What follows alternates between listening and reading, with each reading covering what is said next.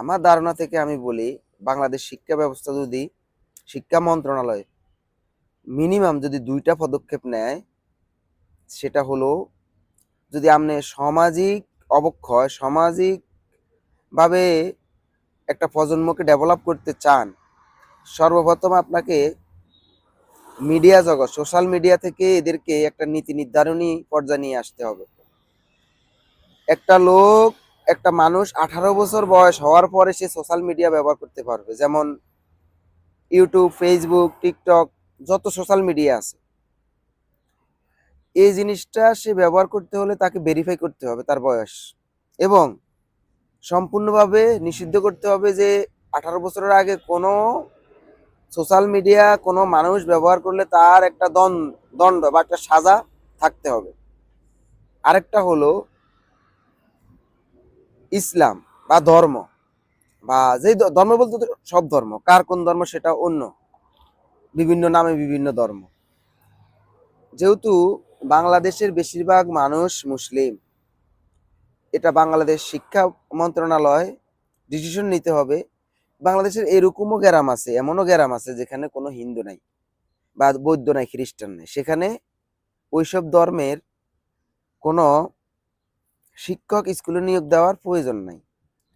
আবার যে এলাকায় ও মুসলিমবিহীন অন্যান্য ধর্মের মানুষ আছে, সেই সব এলাকায় সেই ধর্মেরই শিক্ষক নিয়োগ দিতে হবে।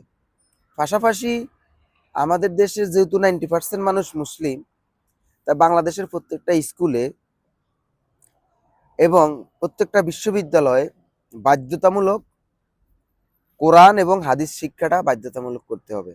যেমন ইংলিশের একটা সাবজেক্ট আছে, তেমন ধর্মীয় ইসলাম বা যে ধর্মে বলেন ওই ধর্মের একটা বাধ্যতামূলক কোরআন হাদিস শিক্ষার ব্যবস্থা রাখতে হবে। তাহলে কি হবে, এখন যেমন মাদ্রাসা ভিত্তিক বিভিন্ন অরাজনৈতিক বা বেসরকারিভাবে অনেক ধর্মীয় শিক্ষা প্রতিষ্ঠান আছে, তাদের কালচারের সাথে রাজনৈতিক কালচার আমাদের দেশের ধর্মের কালচারের মতো পার্থক্য আছে। তো আমরা সেখান থেকে যদি সরে আসতে হয়, আমরা যদি একটা ধর্মীয় শিক্ষা আমাদের দেশের মুসলমান মানুষদেরকে শিক্ষিত করতে হয়, তাহলে অবশ্যই আমাদেরকে নীতিমালা আসতে হবে। নীতিমালাটা হলো ক্লাস 1 থেকে ডিগ্রি পাস পর্যন্ত বাধ্যতামূলক কোরআনে, আপনি যেমন ডিগ্রিতে আসার পর আপনি বাধ্যতামূলক কোরআনে হাফেজ হইতে হবে। এটা আপনার একটা কি প্রশ্ন থাকতে হবে প্রত্যেকটা সাবজেক্টে, প্রত্যেকটা ক্লাসে, প্রত্যেক দিন আপনি বাধ্যতামূলক কোরআন শিক্ষা ইসলাম শিক্ষা বাধ্যতামূলক করতে হবে।